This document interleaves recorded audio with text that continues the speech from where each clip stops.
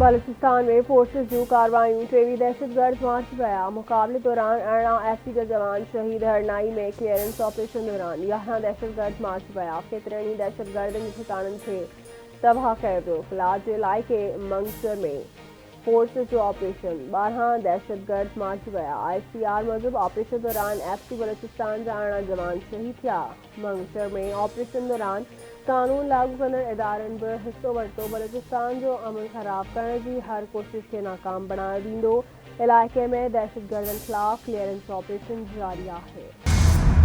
सदर आसिफ अली ज़रदारी वज़ीर आज़म शहबाज शरीफ के पीपी चेयरमैन बिलावल भुट्टो ज़रदारी पारां खिलात में दहशतगर्दी के वाक़े की मज़म्मत सदर आसिफ अली ज़रदारी तरफ़ा वक़्त कार्रवाई ते शहीद जवानों के खराज अक़ीदत पेश करे थो दहशतगर्द अंसर बलूचिस्तान जो अमन ख़राब करण चाहिनि था मुल्क दुश्मन अंसरनि ख़िलाफ़ फोर्सेस जूं कार्रवाई जारी रहंदी पाकिस्तान जो अवाम मुल्क में अमन ख़राब कंदड़नि खे रद्द करे चुको है सॼी क़ौम दहशतगर्दी ख़िलाफ़ सिक्योरिटी फोर्सेस सां गॾु है।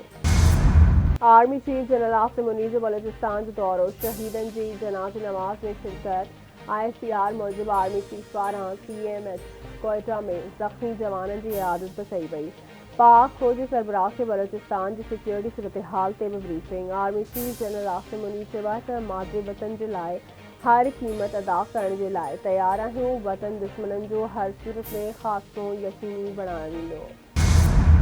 सदर आसिफ अली ज़रदारी की मेजर हमज़ा इस्तार शहीद जे अबाणे ॻोठ आमद शहीद मेजर की कबर ते गुलनि जी चादर चाढ़े दुआ घुरी सदर जी मेजर हमज़ा इस्तार शहीदनि जी पोरनि सां मुलाक़ात शहीदनि जे वारसनि जी हुबल बस्ती वारे जज़्बे की वाखाण PTI के दरख्वास्त कंदासीं त अॼु फरवरी ते एहतजाज न करे जेकॾहिं हिननि 26 नवंबर कीअं असांजी ॻाल्हि न मञी त हिकु भेरो ॿीहर रियासत हरकत में ईंदी वफ़ाक़ी घरू वज़ीर मोहसिन नक़वी लाहौर में मीडिया सां ॻाल्हि ॿोल हुन चवणा त पाकिस्तान जा अमेरिका सां सुठा लाॻापा आहिनि उन जा नतीजा जल्द नज़र ईंदा।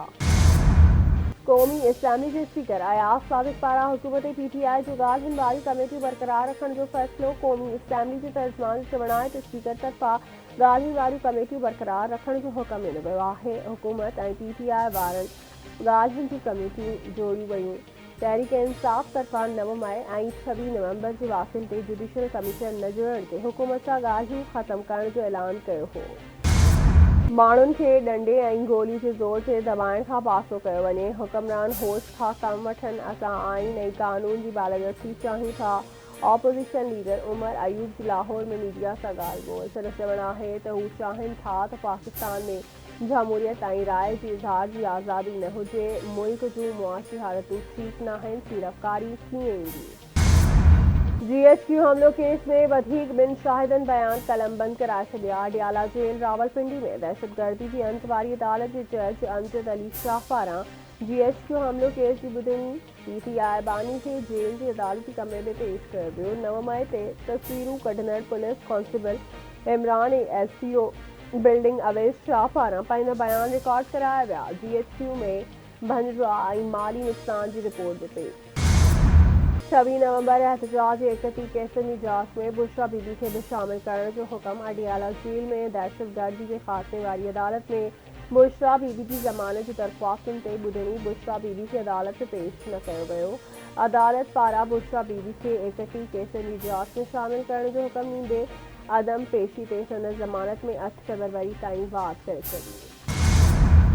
इंतहा पसंदी ऐं फ़िरके वाराणे बयान बाज़ी ख़तरो आहे अमुन इतिहाद लाइ इज्तमाही अज़्म खे वधाइण जी ज़रूरत आहे नफ़रत पखेड़ींदड़नि खे असां ॻाल्हियुनि ज़रिए जवाबु ॾींदा आहियूं ख़ौफ़ जी हवा पखेड़ींदड़नि खे हिमत सां जवाबु ॾींदा आहियूं हुकूमत रवादारी ऐं गॾियल एहतराम जे माहौल खे हथी बचाइण लाइ पुरज़म आहे हीउ हफ़्तो मज़हबी बिरादरियुनि में बहस हमाहंगी उजागर करण लाइ अहमियत जोॻो आहे दुआ आहे त हीउ हफ़्तो असां में गॾियल बर्दाश्त ऐं सहकार वधाइण जी हिमत ते वज़ीर आज़म शहबाज शरीफ जो बैनुल मज़ाहिब जे आलमी हफ़्ते जे मौक़े ते पैगाम चवे थो बैनुल मज़ाहिब हमाहंगी पॉलिसी हर इबादत गाह जी हिफ़ाज़त में सहकार जोगी साबित थींदी क़ाइदे आज़म पाकिस्तान जो तस्वर समूरनि मज़हबनि लाइ महफ़ूज़ मुल्क तोड़ींदो हो अॼु असां आलमी बिरादरी सां गॾिजी बैनुल मज़ाहिब हमाहंगी जो हफ़्तो मल्हाए रहिया आहियूं। वरी वज़ीर तरफ़ां कंपनी जो न्यू एक्सप्लोरेशन ब्लॉक PTI जे फ़ैसिले की रोशनी में हासिल करण जी हिदायत वरी वज़ीर सैयद मुराद अली शाह जी सदारत हेठि सिंध एनर्जी होल्डिंग कंपनी जो इजलास सिंध हुकूमत पीपल्स हाउसिंग स्कीम लाइ 10 अरब 50 करोड़ रुपया जारी करे छॾिया। शाहबंदर में गैस ऐं तेल जा नवां ज़ख़ीरा दरियाफ़्त थिया आहिनि। जल्द पैदावार शुरू करण जी कोशिश कई थी वञे। हलंदड़ माली साल 2024-25 में कंहिं मंसूबे लाइ सभ खां वॾी रक़म ॾिनी वई आहे। हर मंसूबे ते हर किस्त हर 3 महीननि बाद जारी कई वेंदी। इहा रक़म project director people's housing scheme जे नाले ते जारी कई वई। पीपल्स हाउसिंग स्कीम तहत बोर्ड मुतासिर लाइ 10 लख घर ठाहिया पिया वञनि। इजलास खे ब्रीफिंग सिंध के तालीम वाले वज़ीर सरदार शाह चयो आहे त यूनिवर्सिटीज़ के वीसीज़ जी कानून में तरमीम वारे मामले में हुकूमत जो को बि मफ़ाद नाहे। वक़्त सां गॾोगॾु यूनिवर्सिटीज़ जे तादाद में इज़ाफ़ो थियो आहे। सिंध में सरकारी सतह ते यूनिवर्सिटीज़ 10 खां वधी 30 थी वयूं आहिनि। एसोसिएशन्स जे दबाव में घणियूं भर्तियूं करे छॾियूं। हिन वक़्तु सिंध यूनिवर्सिटी जो रेवेन्यू 25 करोड़ आहे। मुलाज़िमनि जूं पघारूं 40 करोड़ खां मथे आहिनि। कराची यूनिवर्सिटी जे अमले जूं पघारूं बि 55 करोड़ रुपयनि खां मथे आहिनि। यूनिवर्सिटीज़ में शागिर्दनि खां वधीक अमले जो तादाद आहे। यूनिवर्सिटीज़ सां PIA जहिड़ो हाल कयो वियो आहे। सिंध यूनिवर्सिटीज़ मां कहिड़ी रिसर्च थी कणिक जो हिकु ॿिज न ठही सघियो। पाणी जे मसइले ते लाहौर जी मिसाल कराची लाइ नथी ॾेई सघिजे। फारूक सत्तार ऐं मुस्तफ़ा कमाल पुराणा मेयर आहिनि। अचनि ऐं गॾिजी कमु कनि। कराची खे 15 न पर 1500 अरब मिलणु घुरिजनि। हीउ उनजो हक़ आहे। वज़ीर आज़म खे घुरिजे त कराची जे तरक़ी लाइ ख़ज़ाने खे खोलणु घुरिजे। बिलावल भुट्टो ज़रदारी PDM हुकूमत ठाहिण लाइ कराची मां इस्लामाबाद लाइ निकितो। तनक़ीद खे हिकु कन मां ॿुधूं था ऐं ॿिए कन मां कढी छॾियूं था। कराची जो सभ खां वॾो मसइलो पाणी जो आहे। कराची में जल जो पाणी खारो आहे।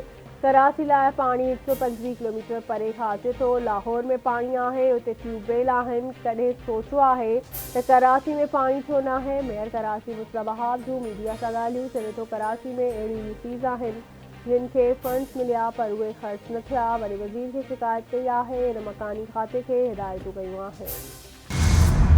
Judicial commission Peshawar high court जी 10 एडिशनल जजिस जी मंज़ूरी ॾेई छॾी। सुप्रीम कोर्ट जी चीफ जस्टिस याहिया आफ़रीदी जी सदारत हेठि जुडिशल कमीशन जे इजलास में पेशावर हाई कोर्ट जे 10 एडिशनल जजनि जी मुक़ररी जी मंज़ूरी ॾिनी वई। इजलास में 10 एडिशनल जजनि जी मुक़ररी लाइ 40 नालनि ते गौर कयो वियो।